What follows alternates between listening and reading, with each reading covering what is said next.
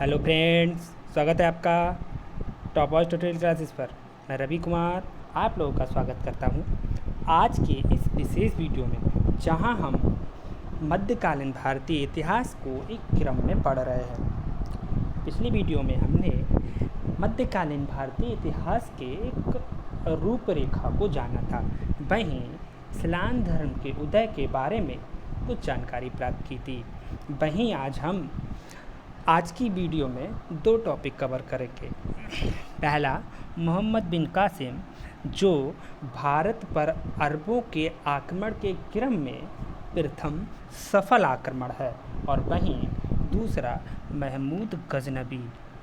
देखिए, अगर हम दिल्ली सल्तनत को पढ़ना चाहते हैं तो उससे पहले हमें भारत पर अरबों का आक्रमण समझ में आना चाहिए और पहले से पता होना चाहिए, तभी हम दिल्ली सल्तनत को अच्छे से समझ सकते हैं। तो आज का टॉपिक हमारा है भारत पर अरबों का आक्रमण। तो भारत के अरबों के आक्रमण के क्रम में जो सबसे पहला आक्रमण है वो है मोहम्मद बिन कासिम। देखिए, अगर स्रोत की बात करें तो चचनामा एक फ़ारसी ग्रंथ है जो कि अरब वासियों द्वारा लिखा गया है। इससे सिंध विजय पर, यानी भारत में सिंध विजय पर जो हमें जानकारी प्राप्त होती है वो उससे ही ये सब सूचनाएं, ये उससे ही जानकारी हमने प्राप्त की है।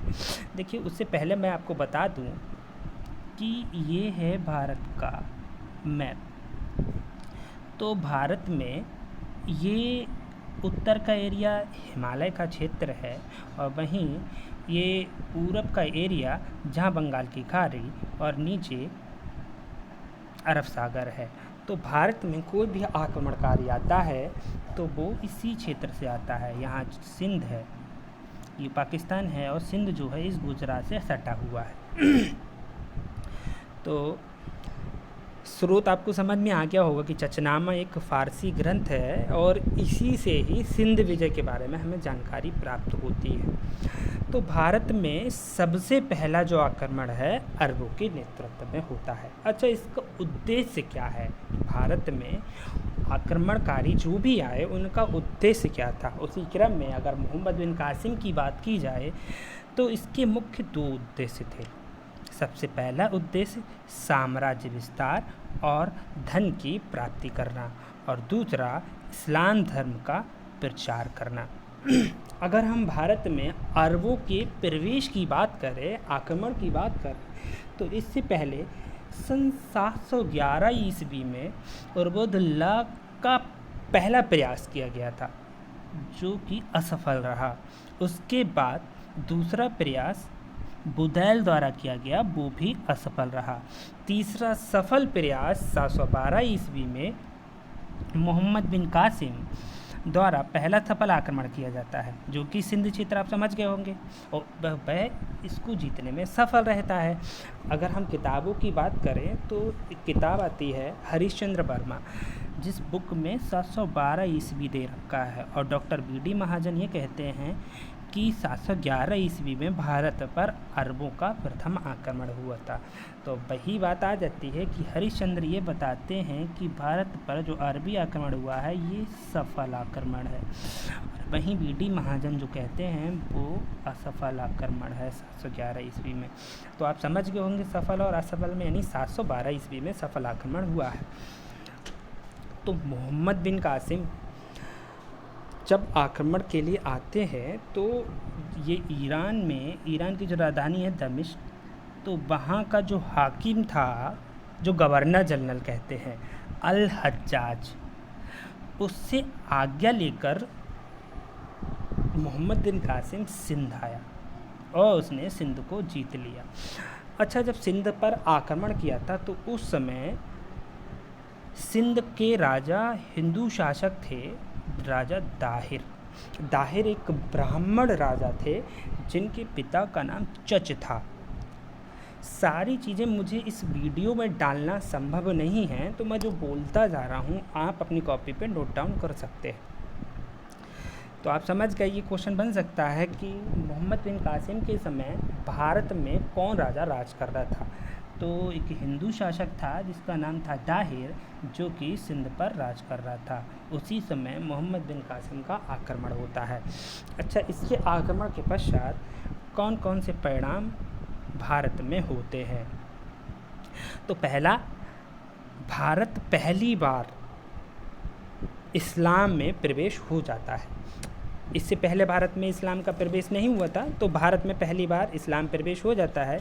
और इससे पहले मैं आपको बता दूं कि हिंद या हिंदू शब्द जो है सबसे पहले अरब भाषियों द्वारा किया गया, यानी वो लोग सिंधु नदी को हिंदू नदी कहते थे। देखिए, सिंधु नदी आपको पता है भारत के इस रास्ते से आके, यहाँ से आके और अरब सागर में गिर जाती है। तो वो सिंधु नदी को कहते थे हिंदू नदी, और सिंध क्षेत्र से हिंदू क्षेत्र बना, और यहीं से हिंदू से बना हिंदुस्तान, और हिंदुस्तान शब्द यहीं से उभर कर आया है। ठीक, तो इन्हीं के द्वारा हिंद शब्द का प्रयोग सबसे पहले किया गया। पहली बार भारत में जो खजूर की खेती और ऊंट का पालन इन्हीं के द्वारा शुरू किया गया। भारत में पहली बार जो जजिया कर है इन्हीं के द्वारा लगाया गया। और इसके बाद अगर हम देखें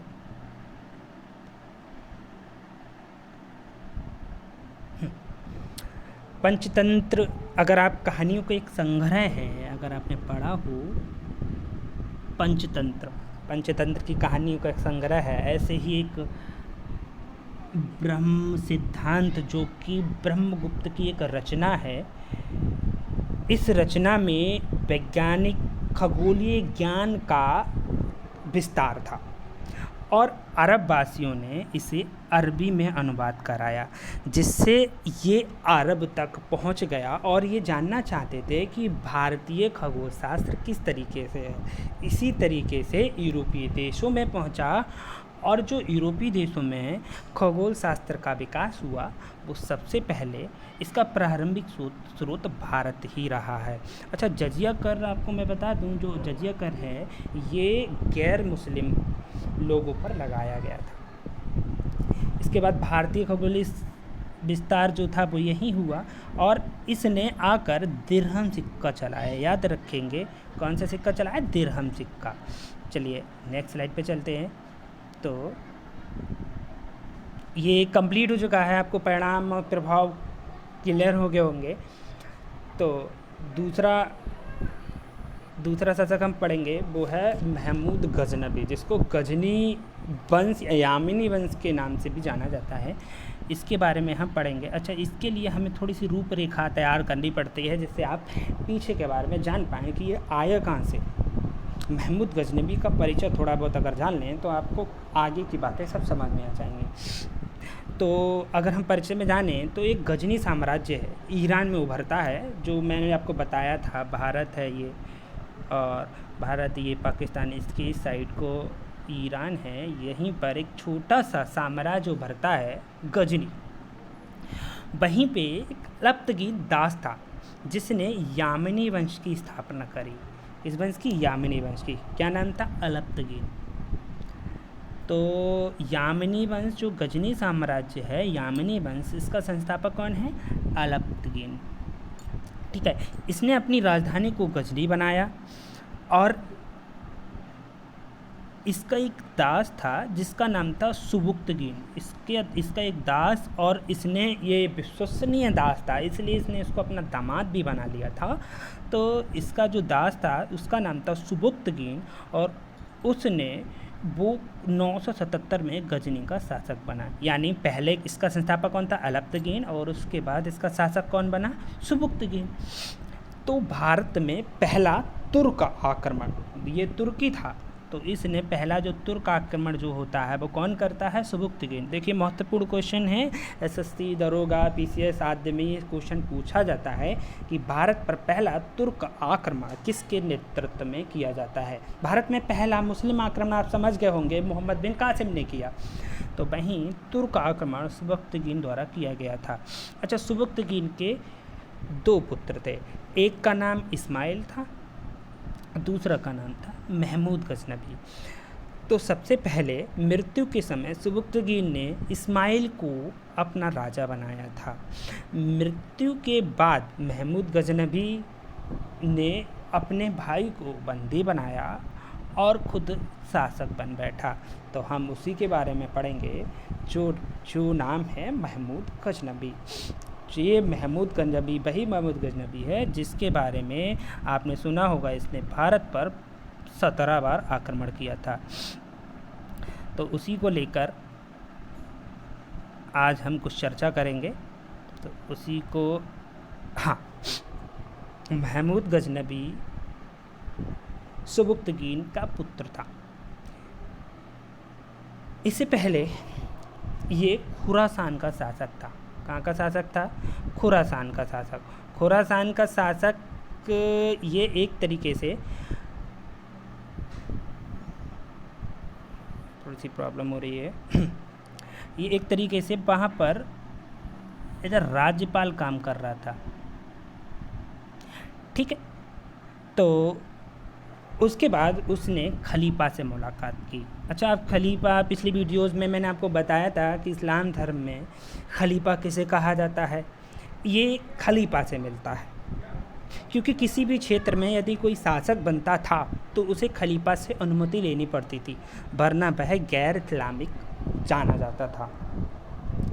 तो खलीफा अल कादिर बिल्ला ने उसे 2 उपाधि दी।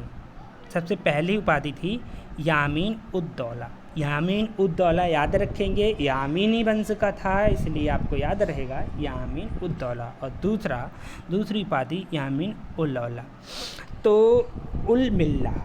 तो यामीन उद दौला, देखिए दोनों का अर्थ समझ लीजिए। यामीन उद दौला का अर्थ होता है साम्राज्य का दाहिना हाथ, यानी राइट हैंड। और यहीं यामीन उल मिल्लाह का अर्थ होता है मुस्लिमों का संरक्षक। तीसरी उपाधि इसने खुद को सुल्तान घोषित कर लिया था, क्योंकि यह खलीफा से अनुमति लेकर ही आया था। तो ये गजनी वंश का फिर प्रथम शासक बना जिसने सुल्तान की उपाधि धारण की थी। याद रखेंगे, इसी ने सुल्तान की उपाधि धारण की। उससे पहले ना तो अलबख्तगीन ने की, ना सुबख्तगीन ने की, ठीक। तो सर हेनरी एलियट के अनुसार हम बात करें तो इसने भारत पर 17 बार आक्रमण किया था। तो इसको ऐसा माना जाता है कि उसे एक सूचना मिली थी जिसमें कहा गया था कि मंदिरों और राजाओं पर भारत में बहुत ही धन है। तो उस धन प्राप्ति के लालच में इसने ये इतने आक्रमण किए थे। उसके अगर उद्देश्य को जाने, वहीं हमने मोहम्मद बिन कासिम के उद्देश्य को जाना था, तो इसके उद्देश्य को जानना भी बहुत ज़रूरी है।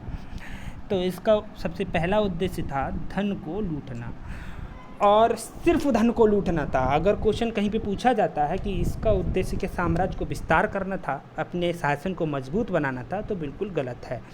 तो इसका उद्देश्य बिल्कुल भी नहीं था अपने साम्राज्य को विस्तार करना। ये सिर्फ धन लूट-पाट के लिए आता था, और इसी उद्देश्य को पूरा करके ये पुनः गजनी वापस लौट जाया करता था। कुछ आक्रमण हैं जो आपको मुख्य रूप से याद रखने हैं, बाकी ज़्यादा याद रखने की ज़रूरत नहीं है। तो मुख्य ही मैंने इस स्लाइड में डाल रखे हैं जो आपको याद रखने हैं। सबसे पहला याद रखिएगा, और एक है जो सोमनाथ का मंदिर। सोमनाथ के मंदिर पे जो इसने आक्रमण किया था उसको याद रखना है। बाकी आप याद कर सकते हैं तो कर लीजिए, बाकी कोई ज़रूरत नहीं है। इतना याद कर लीजिए कि इसने 17 बार आक्रमण किया था भारत पर। ज़्यादा पीसीएस या फिर दरोगा एसएससी के लिए आपको सारे आक्रमण याद रखने बहुत ज़रूरी है। तो इसने सबसे पहला आक्रमण सन 1000 ईस्वी में किया था पंजाब पर, जो कि हिंदू शाही शासक था जयपाल। उसके नेतृत्व में। और आपको पता होगा ये सीमा है, और ये सीमा से घुसा और इस सीमा पे पंजाब पर इसने आक्रमण किया, और ये सीमा पे इसने लूटपाट की, और पुनः गजनी वापस लौट गया। और 1001 ईस्वी में ये पुनः वापस आता है और दोबारा से ये जयपाल पर आक्रमण कर देता है। और जयपाल पर आक्रमण करने के पश्चात जयपाल इससे हार जाता है, और हारने के गम से ये आत्महत्या कर लेता है। और उसके बाद उस जयपाल का पुत्र राजा आनंदपाल फिर से पंजाब का शासक बनता है। और छठवें आक्रमण की अगर हम बात करें तो 1008 से 1009 के बीच में एक हिंदुशासी राजा जो कि आनंदपाल, यानी देखिए जयपाल का पुत्र आनंदपाल, इसी के नेतृत्व में फिर से शासन पे फिर से वो आक्रमण करता है और वो पुनः जीत जाता है। उसके बाद 12वें आक्रमण की बात करें तो मथुरा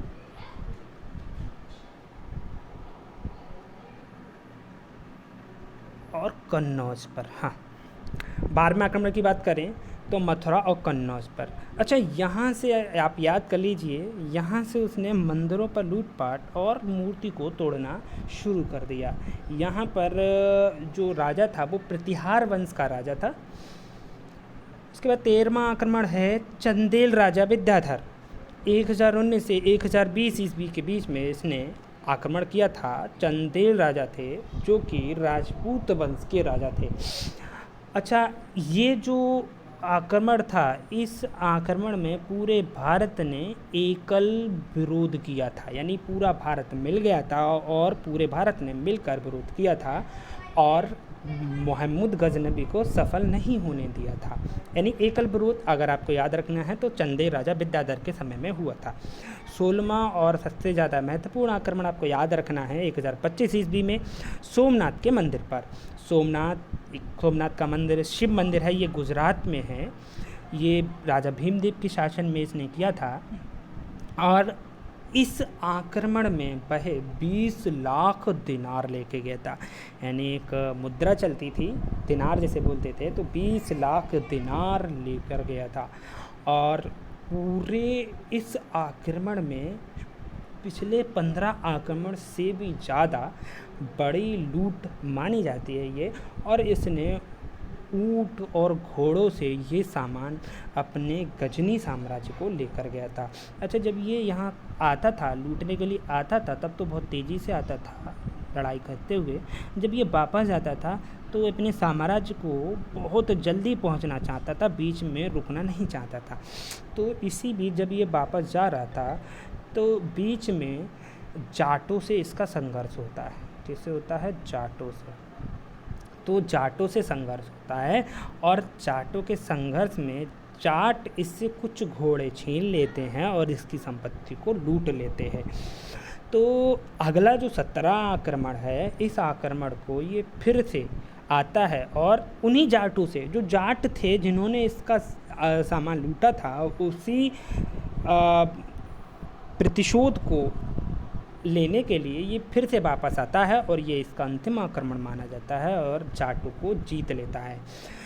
1030 में इसकी मृत्यु हो जाती है। ऐसा माना जाता है कि इन सब आक्रमणों के पश्चात अधिक सोने प्राप्ति से वह पागल हो जाता है, और जिस रूम में गोल्ड रखा जाता है उसे उसी रूम में वह सोना प्रारंभ कर देता है। यानी जिसमें वो सोना होता है रखा हुआ, उसी रूम में वो सोना प्रारंभ कर देता है, और सोने की वजह से वो पागल हो जाता है। यानी आप मान सकते हैं कि 1027 में उसका अंतिम आक्रमण था, और महज 3 वर्ष तक उस संपत्ति को वो सही से संभाल कर रख नहीं पाता है, और उसकी मृत्यु हो जाती है। अच्छा, इसी के साथ साथ आपको कुछ चीज़ें अलग से याद रखनी हैं जो इसी के दरबार में अन्य बिंदु के तौर पे आ सकती हैं। इसके दरबार में 4 दरबारी कवि हैं जो आपको याद रखने हैं। सबसे पहला है उतबी, दूसरा अलबरूनी, 1 मिनट रुकिएगा।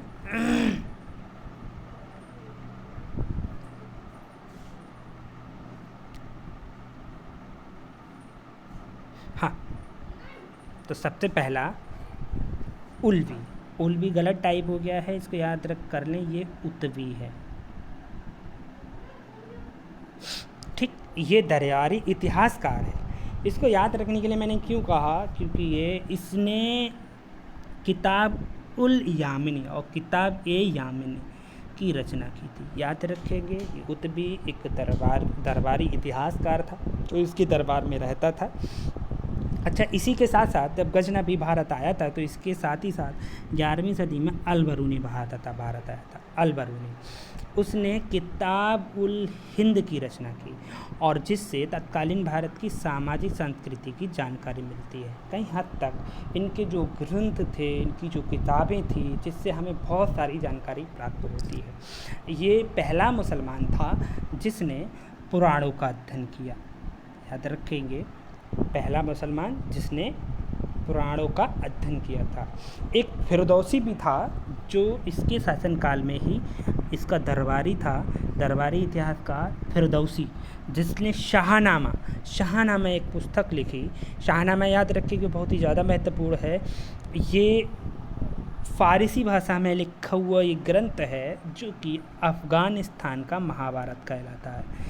और उसके बाद इसने कुछ संस्कृत मुद्रा लेख के साथ गजनवी ने चांदी के सिक्के चलवाए, अर्थात इसने अपने यहाँ कुछ मुद्राएं चालू करवाई थी जो कि उस पर संस्कृत से लिखा हुआ मुद्रा लेख था।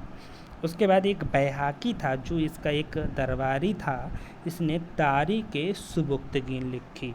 4 आपको दरबार में ये रहते थे जो आपको याद रखने हैं।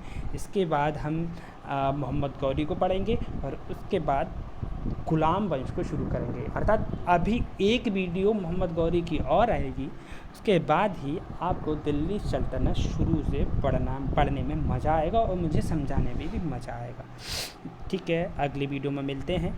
अगर आपको ये वीडियो समझ आया है तो मेरी वीडियो को लाइक करें, चैनल को सब्सक्राइब करें।